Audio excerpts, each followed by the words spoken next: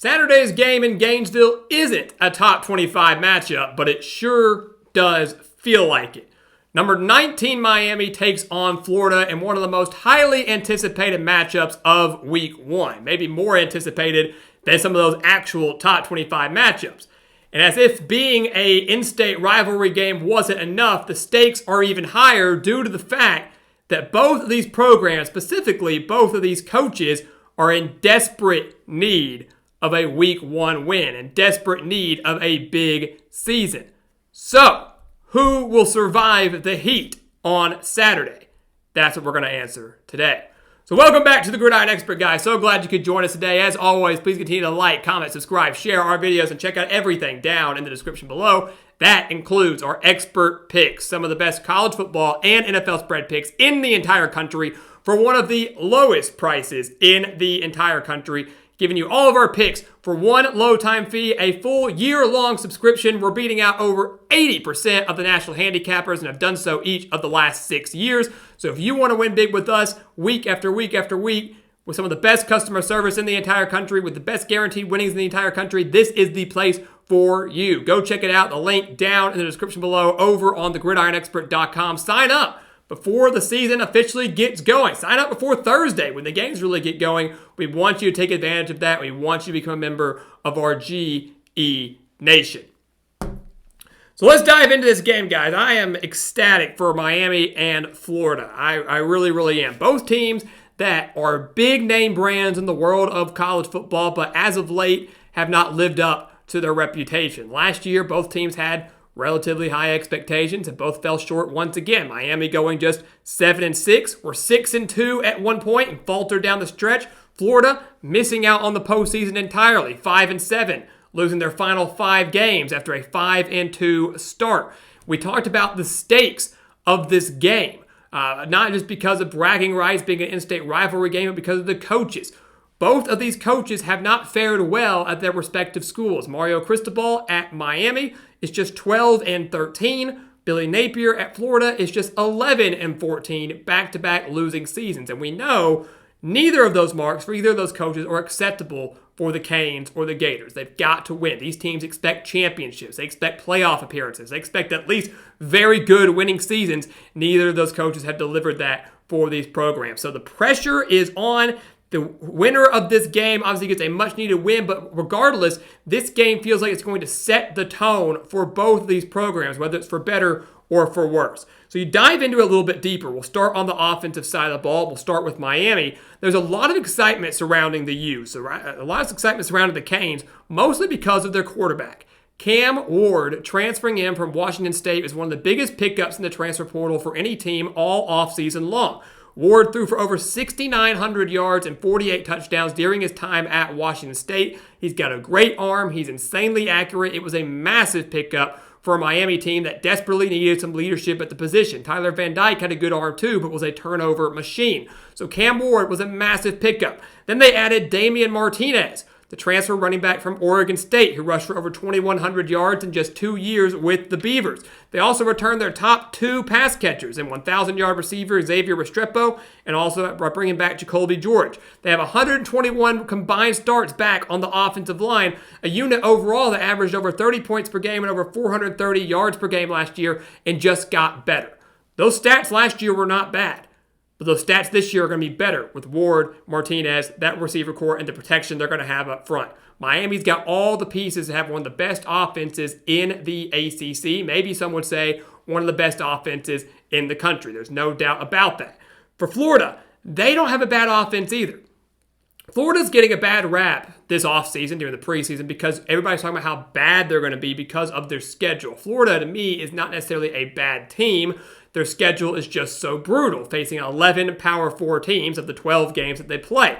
The talent they have on offense is there. They've got a veteran quarterback returning in Graham Mertz, who threw for over 2,900 yards, 20 touchdowns, and just 3 interceptions last year, so takes very good care of the football. They've got Montrell Johnson, a bruising running back, returning after rushing for over 800 yards last season. 4 of their top 5 pass catchers do return, led by Eugene Wilson. They added a few key transfers in there as well. They returned 80 starts up front on the offensive line. Florida's got the pieces. They averaged over 400 yards per game last year. They averaged over 28 points per game last year. So there is a lot of talent there. But the big thing for the Gators that I noticed last year, and what they're going to have to do again this year, is they've got to maintain some sense of balance. You can't put the game solely in Graham Mertz's hands to go in and win it through the air. Listen to this stat here. Last year, Florida averaged 150 rushing yards per game. Not a bad mark at all. But they went 5-7. They were held to under 150 rushing yards in 5 of their 7 losses. So when the running game got shut down, they really didn't know what to do, and they lost those games. They've got to find a way to make sure they're not a one-dimensional offense, because even if they do become one-dimensional, they don't have the guys to do it. Some teams can handle being one-dimensional. They've got a superstar quarterback. They've got a superstar running back that can take over. Florida doesn't have that. So they've got to have balance against this Miami defense. Miami's defense last year was their best since 2019. They only allowed 22.8 points per game, only gave up 322 yards per game, only 106 rushing yards per game. Well under that 150 mark. I'm not saying Florida has to get that mark this year. That was what happened last year, but they're definitely going to need to eclipse triple digits when it comes to the ground game if they want to win this game. Problem is for Florida, Miami's defense arguably is better now than it was last year. 7 starters are back, led by their leading tackler, Francisco Mauigoa, at linebacker. He had 7.5 sacks last year alone. Their defensive line returns Ruben Bain, who also had 7.5 sacks last year. They also add guys like Simeon Barrow from Michigan State, CJ Clark from NC State. The biggest question for Miami more than anything is their secondary. They do return Darryl Porter back there, but they have a lot of transfers coming in. How quickly can those transfers gel? How big of an impact can they make in week 1 in this scorching Gainesville heat against a solid Florida offense? How quickly can they gel and make an impact? That's the biggest question I have for Miami's defense right now. The front 7, really, really good. Secondary, what can they do? Defensively for Florida, same thing, right? They need some work, all right? They need some work. They gave up nearly 28 points per game last year, over 380 yards per game last year, over 150 rushing yards per game allowed on the ground. Damian Martinez is licking his chops. He's excited about that. Florida hasn't fixed that issue. He's going to run all over him, and that's going to set up the pass for Cam Ward. He will deliver, unlike a guy like Tyler Van Dyke. Here's the thing, though. Florida does return their top 2 tacklers, Jordan Castell and the secondary, Shamar Jones at linebacker. They also, Shamar James, he is returning Grayson Howard coming in from South Carolina. So a really solid linebacking core there. You've got your top 2 tacklers returning. You've got a very coveted transfer in Howard coming in from South Carolina. And the defensive line returns plenty of talent. Guys like Tyreek Sapp, Cam Jackson, Caleb Banks, all should improve the defensive line that only had 22 sacks last year. Really not much of a pass rush. Clearly not much of a run defense either. So we expect those numbers to improve for Florida, but will they improve in week 1 against this very strong Miami offensive line and this very strong Miami offense as a whole?